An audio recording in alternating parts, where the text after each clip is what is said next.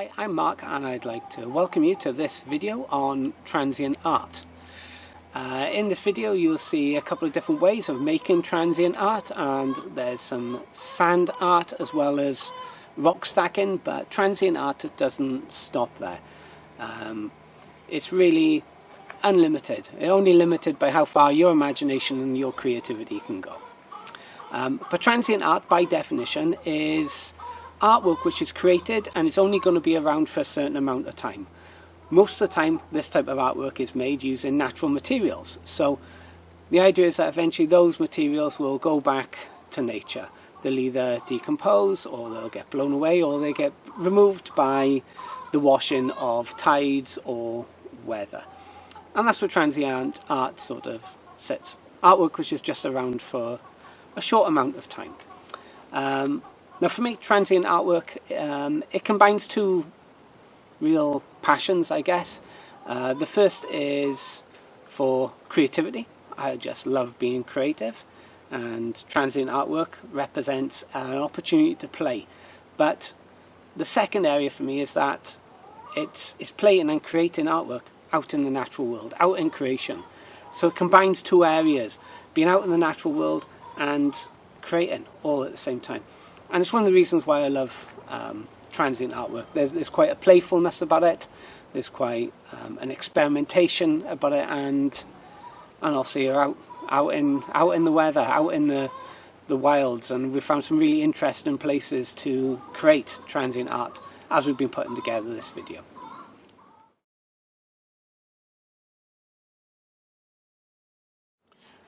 When it comes to transient artwork, there's a question of, well, where do we get inspiration for making our creations? And there's 101 different places where you can get inspiration from. But there's a couple of places where I tend to go to. I love looking at Bible stories and looking at the different images and things which are represented there.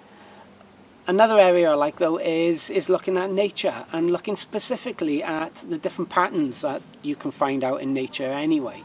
I specifically tend to look at borders and edges, those places of interaction between things like streams and banks and rivers and trees and tree line, and the way the tree line, as you look up, how that sort of cuts across the sky.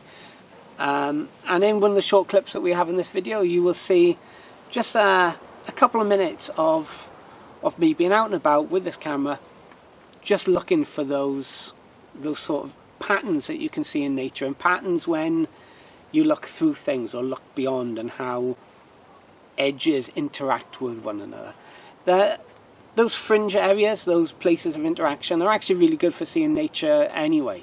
If you're ever going out and you're wanting to look for reptiles or mammals or anything else out in the great outdoors, it's always on the fringe areas between like forest and field that you're more likely to see some of these animals. And it's just those edges which fascinate me, those fringe areas. So a great place to look for some inspiration, some different shapes, as well as just picking up on leaf shapes. And some of the stuff that we found as we were putting this video together was some of the actual patterns and tracks which are made across sand or across field by animals. We found one amazing pattern that was made by a snake which went up a beach. So keep a lookout for that, and hope you enjoy.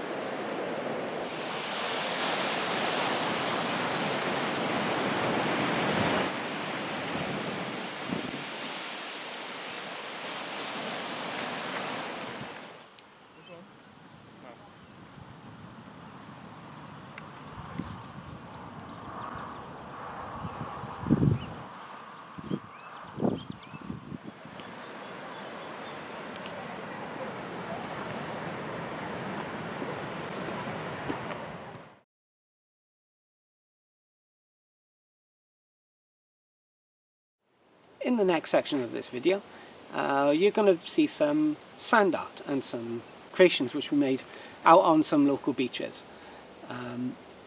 Sand art can be really simple and very small, but it can also go up to being absolutely massive. And in a moment you'll see some great tools which can help you to have a go at doing this type of artwork as well. Again, one of the things that we found amazing about doing this type of artwork out in the middle of a public-ish area is that as we were actually creating this, plenty of people came and talked to us and asked us about what we were doing, and we were just able to have a few moments to chat with people that we never met before. And that's, again, one of the things I find quite interesting about doing transient art out in public places. So if you want to have a go at doing sand art, of course there's very simple things you can do, like with bucket and spade and making shapes, or maybe some sand sculpture. In this video we've tended to go for much bigger patterns, and you'll see some of the tools that can be used for that in just a moment.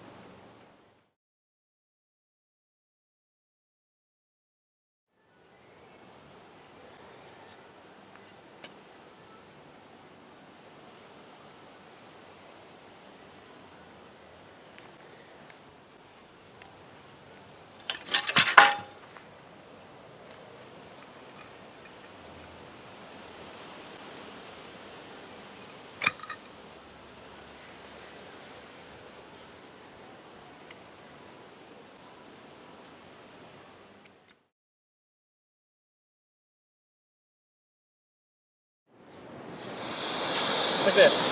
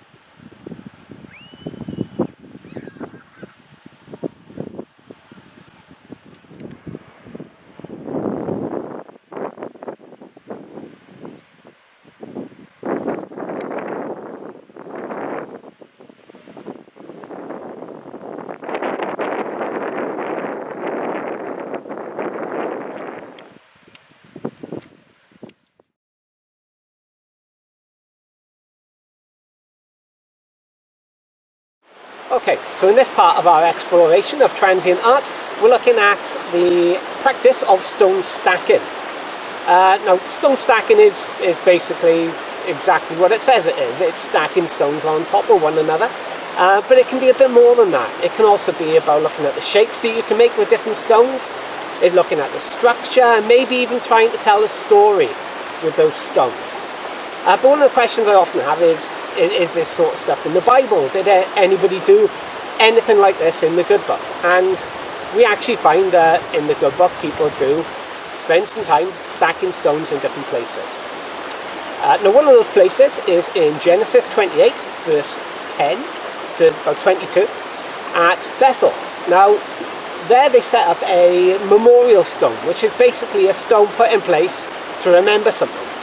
And in this particular instance, Jacob sets up a stone as a pillar to remember a big encounter that he has with God. And if I remember right, this stone is actually a stone which he used at one point as a pillow to sleep on, but he then sets it up as a memorial stone. Later on then, in Joshua chapter 4, God commands the Israelites to cross the river Jordan, which at that point is in flood. However, God stops up the stream, and God's people then take 12 boulders from the riverbed. They take them and then they stack them up in the promised land. Again, this was used as a way of remembering what God had done for them, but also as a sort of permanent reminder for the next generation. There seems to be a lot of stuff in Jewish culture and the Israelite culture which was based on this thing of inspiring question and getting people to then be able to tell the story of what God had done. And that was the whole reason they stacked up those 12 stones in that place. Then again we find then in Samuel 17, in 1 Samuel 17, a time when God's people were under attack from the Philistines. Now God gives his people a victory, so Samuel sets up a large stone and names it Ebenezer, which apparently means the stone of help.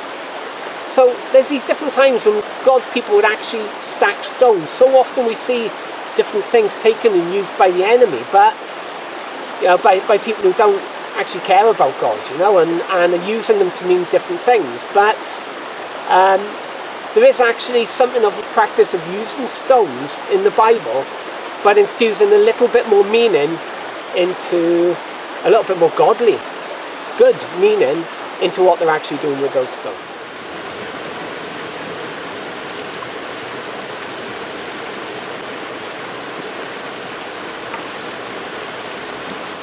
Okay, so I want to talk a little bit about what is the point of stone stacking at all. Because it can look like a little bit of a strange thing to be doing when you're out in the middle of a stream, a little bit like that one behind me, just stacking stones on your own. But to be honest, I find it quite relaxing. It seems like quite a mellow thing to do, plus you're actually out in nature at the same time. But there's plenty of little bits and little things that doing an activity like this can actually teach you. God's creation can be an amazing teacher, just in the way that He's made everything. And one of the things I found through stone stacking is it teaches you about balance, obviously, because you have to balance the stones on top of one another. But to get that balance, you have to have patience. It's not just going to happen instantly. You have to have a level of patience. So I think it can help develop some of that. Stone stacking also helps you learn to look at the detail, because you have to look for those fine details on some of the stones that you use to help you be able to balance them. But as well as looking at the fine detail, you have to look at the bigger picture as well of maybe what type of pattern you're trying to make with the stones, or what you're trying to do as an overall picture. There can also be the act of finding a place for each stone, because sometimes a stone will fit exactly where you want it to. Other times it doesn't, and you have to be willing to adapt your design to fit those stones in. And I think that's really helpful when we come to working with people. Not everybody is going to do or fit exactly where we want them to, and that has to be okay. One of the other things I found with doing stone stacking is that there's I sort of asked the question, well, what can I actually do with stone stacking? So, well, first of all, it can be fun, it can be creative, and in a way, I think in a right way, meditative, because it takes your mind away from other stuff, and especially if we're focusing on God, it can be quite cathartic in a way, and quite relaxing for your brain. The other thing as well is that it can just be playful. It's just about having fun, just being creative, just to be creative, and we're made in the image of a creator. So being creative is a natural part of who we are, and doing something simple like stone stacking, there's not really much pressure to create. It's just about having fun and playful and trying something out. There can be a deeper aspect to it as well, though, and that is the aspect of a creative act of worship, setting these stones up and doing these things directly for God, just as an expression of something to do with Him. For instance, you could take 5 stones and set them up in some way to remember what happened between David and Goliath, how God used David with 5 stones but only 1 stone in the end to bring about a victory. We can just remember things like that. So these stacking the stones can be used in creative acts of worship. But there's another element which we found, and this happened that even when we were actually putting together some of this video, that we'd stacked up a bunch of different stones in different places, and a lady came over to see what we were doing. Some other people were taking photographs of it. But this one particular lady came over and she started asking questions about what we were doing. And of course we were able to say a little bit about Essence Christian Art Festival and that we were preparing a video ready for this event. But then she said, is this spiritual? What a fantastic question to ask, and what an open door of opportunity. Now, we hadn't gone out that day to be particularly evangelistic, if you like, or reach out to anybody, but we were just being creative, and just being creative opened the doors for a much deeper conversation with somebody. And that's one of the things I love about transient art. When we do this type of artwork outdoors, other people get to see it, and it can provide a bridge and it can provide a way of having deeper conversations with other people.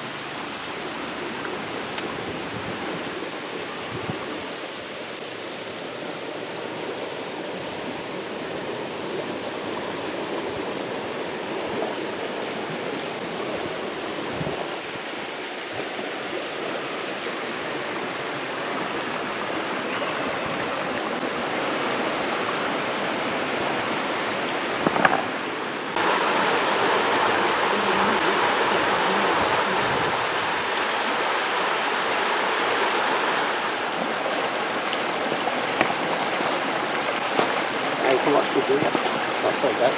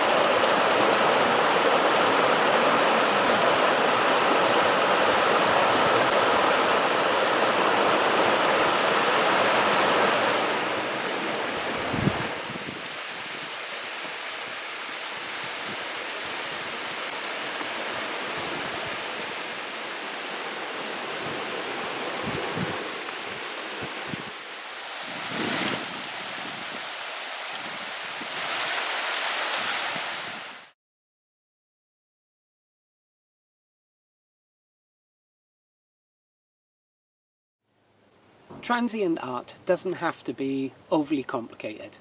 You can use a whole range of natural objects to help you make your art. In one of the clips that you see on this video, there's some patterns made up just using leaves. And transient art can be as simple as that. We've even done some transient art with kids, which involved the idea of trying to make bug shapes, but using different types of leaves. So transient art can be as simple as that. We've also done patterns using sticks and putting sticks into a circle.